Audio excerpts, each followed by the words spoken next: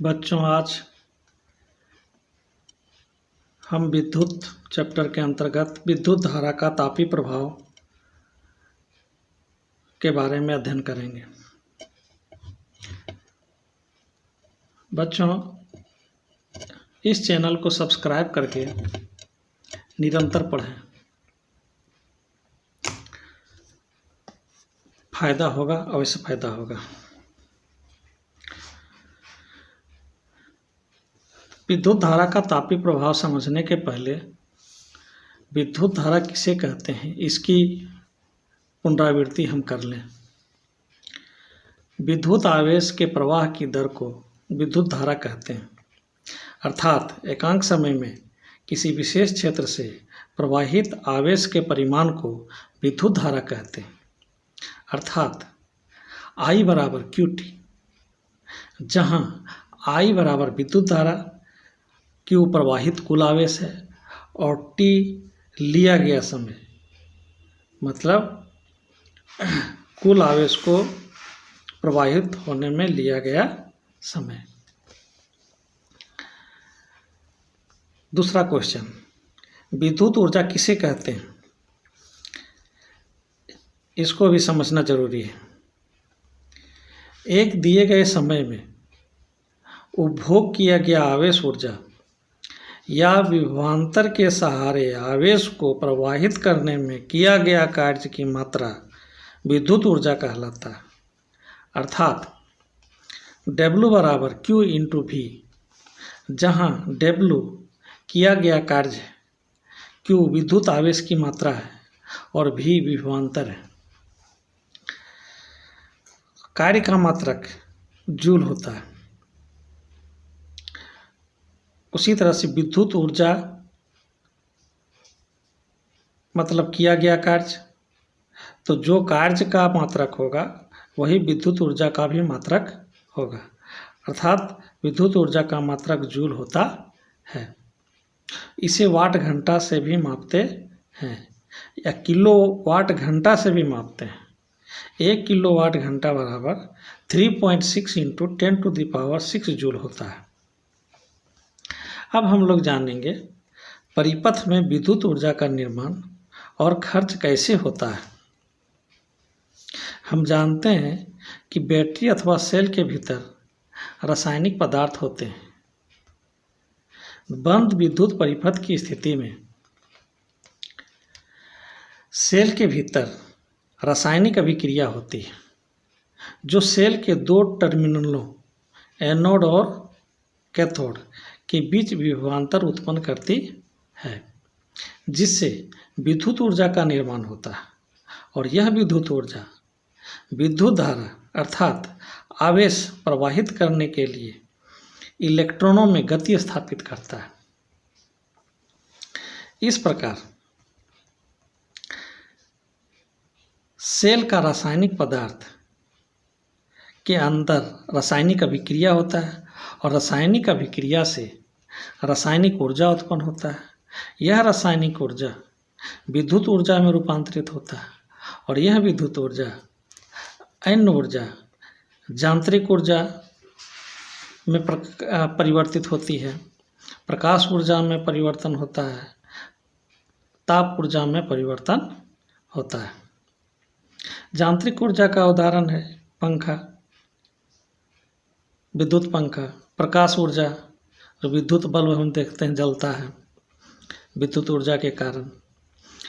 ताप ऊर्जा देखते हैं कि बिजली बल्ब अधिक देर तक जलता है तो बल्ब गर्म हो जाता है, या हम देख सकते हैं कि स्त्री जो कपड़ा आयरन करते हैं। तो इस प्रकार विद्युत ऊर्जा का अन्य ऊर्जाओं में रूपांतरण हो जाता है।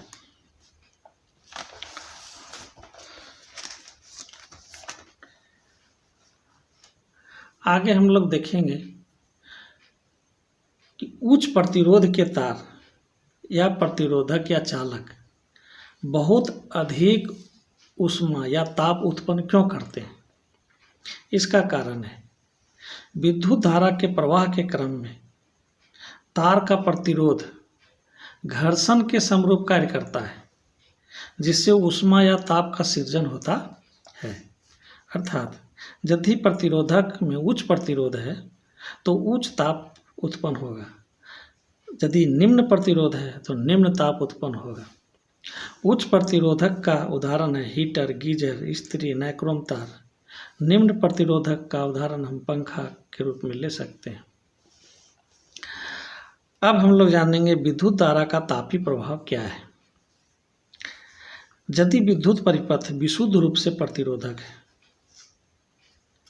यदि विद्युत परिपथ विशुद्ध रूप से प्रतिरोधक है, अर्थात बैटरी से केवल प्रतिरोधकों का एक समूह ही संयोजित है, तो बैटरी का संपूर्ण विद्युत ऊर्जा निरंतर ऊष्मा ऊर्जा में रूपांतरित होती रहती है। इसे विद्युत धारा का तापीय प्रभाव कहते हैं। तो तापीय प्रभाव का उपयोग हम देखते हैं विद्युत हीटर में, विद्युत इस्त्री जैसी युक्तियों में देखते हैं।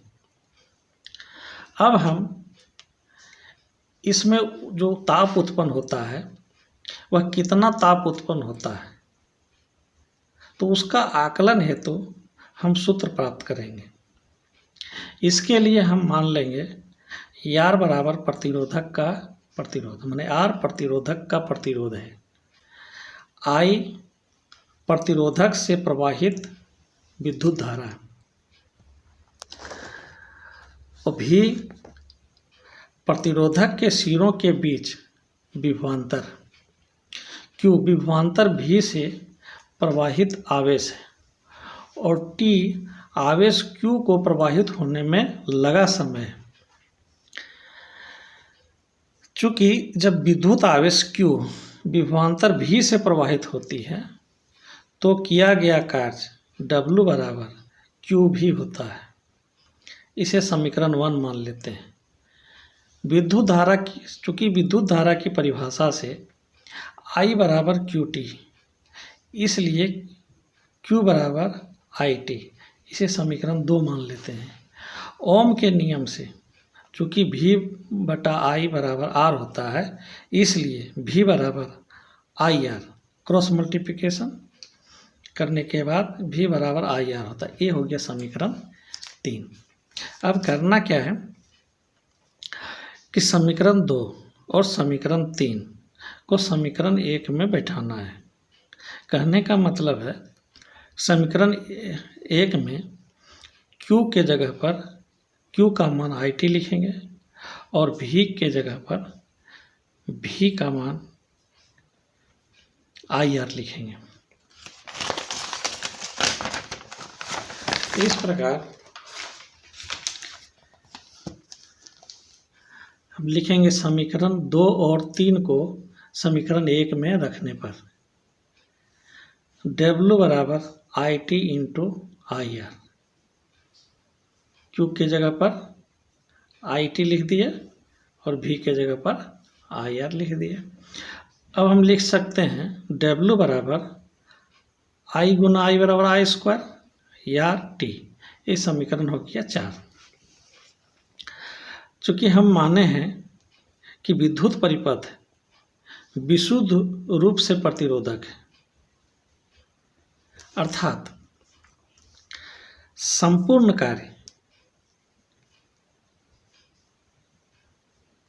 विद्युत ऊष्मा उत्पन्न करने में किया जाता है, इसलिए उत्पन्न ताप H बराबर W दर्शाता है H बराबर I स्क्वायर RT, क्योंकि W बराबर होता है I स्क्वायर RT। तो W के जगह पर हम I स्क्वायर RT लिख सकते हैं और यहाँ लिख देंगे समीकरण 4 से कि समीकरण 4 से यहाँ पर W के जगह पर हम I स्क्वायर RT बैठाए हैं।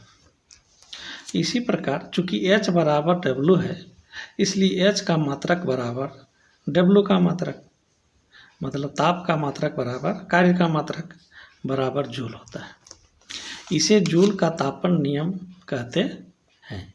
इस नियम के अनुसार किसी प्रतिरोधक में पहला इस प्रतिरोधक में 3 बातें आती है। पहला, H समानुपाती I स्क्वायर, अर्थात उत्पन्न ताप या ऊष्मा विद्युत धारा के वर्ग के समानुपाती होता है।